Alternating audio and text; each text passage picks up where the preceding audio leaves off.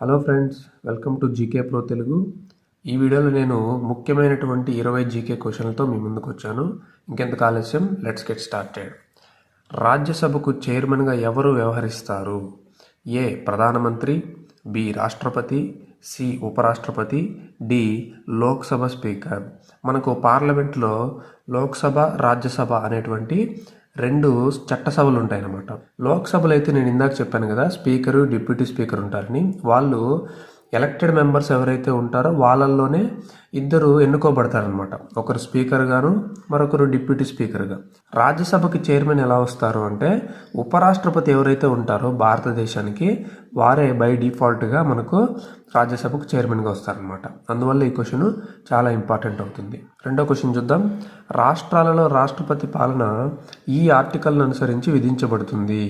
Article 352, article 356, article 360, article 370. మనకు president rule అంటాం కదా స్టేట్స్లో, అది ఏ ఆర్టికల్ని అనుసరించి విధిస్తారు అంటే ఆర్టికల్ 356 అనమాట.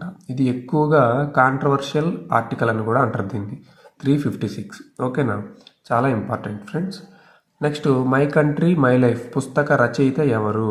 LK Advani, AB Vajpayee, GL Nanda, Manmohan Singh.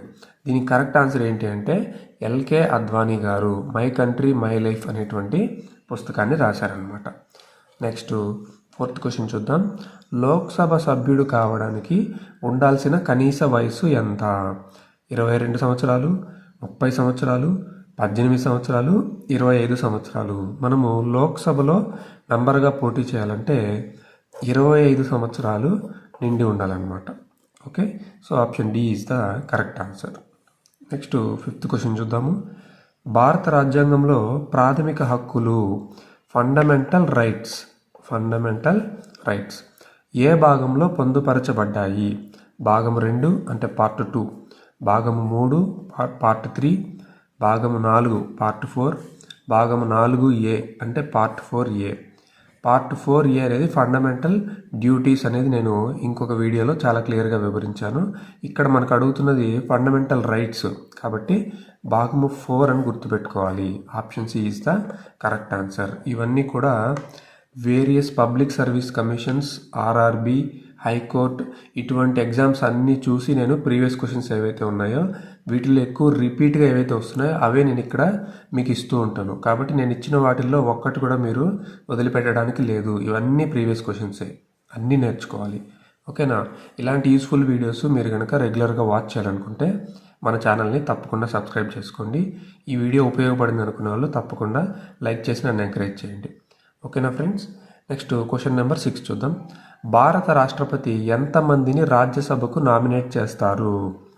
రాజ్యసభలో మనకు స్ట్రెంత్ ఎంత ఉంటుందంటే 238 + 12 అనమాట. 238 మెంబర్స్ ఎలక్టెడ్ మెంబర్స్ అయితే 12 మందిని రాష్ట్రపతి గారు వివిధ రంగాల్లో ప్రముఖులైనటువంటి వారిని నామినేట్ చేస్తారు. ఉదాహరణకు క్రీడలు, కళలు, సామాజిక సేవ ఇటువంటి రంగాల్లో ప్రముఖులైన వారు ఎవరైతే ఉంటారో వాళ్ళలో 12 మందిని నామినేట్ చేస్తారనమాట. So very very important question. Next, 7వ క్వశ్చన్ చూద్దాము. శాతవాహన రాజులు జారీ చేసిన నాణెముల మీద ఈ చిహ్నం ఉండినది. ఏనుగు, ఓడ, సింహము, పులి.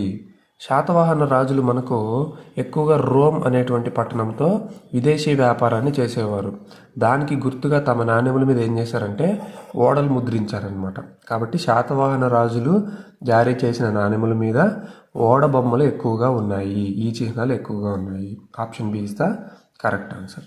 నెక్స్ట్, జాగ్రఫీకి సంబంధించి ఒక క్వశ్చన్ రాశాను చూడండి. నల్లరేగడి నేలలు ఈ పంటకు అత్యుత్తమమైనవి. బ్లాక్ సాయిల్స్ అంటాం.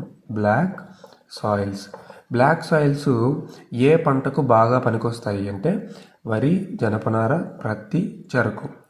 వరి అంటే మనకు తెలుసు రైసు, జనపనార అంటే జూటు, ప్రత్తి అంటే కాటను, చెరుకు అంటే sugar cane.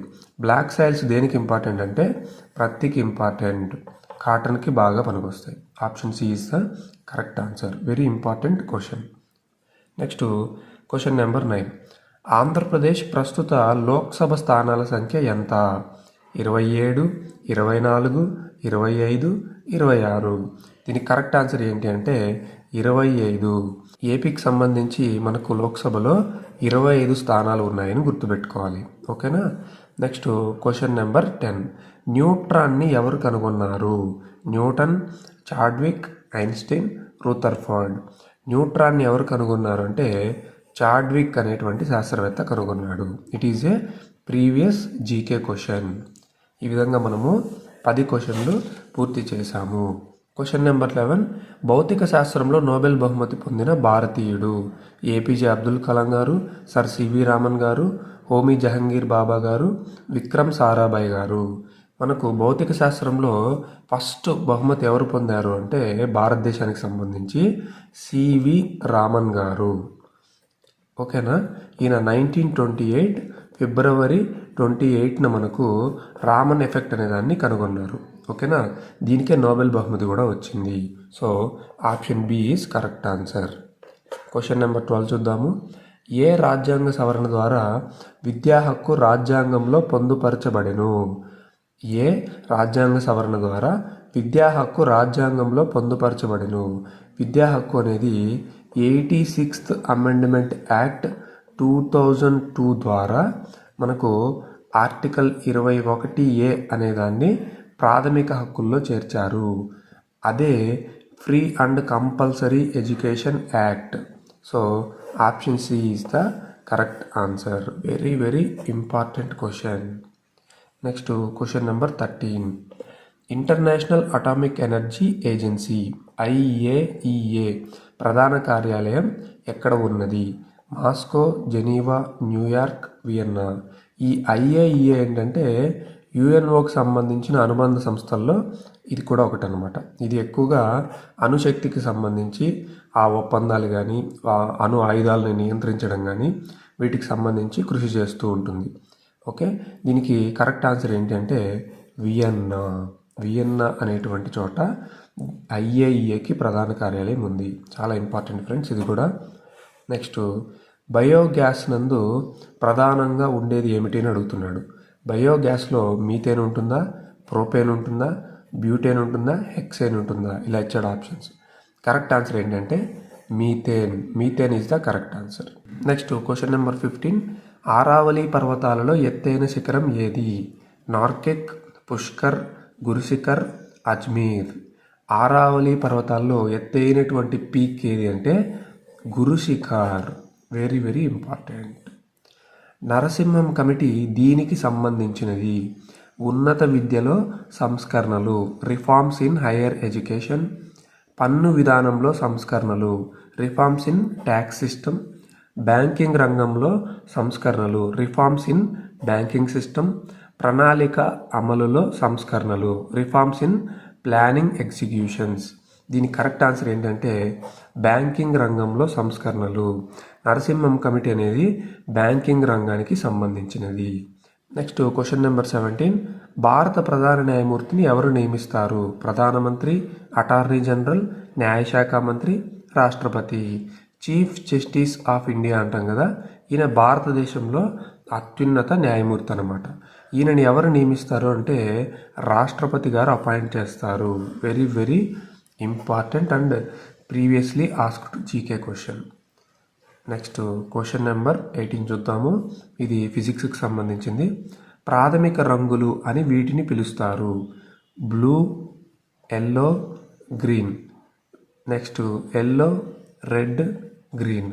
Next red, black, green.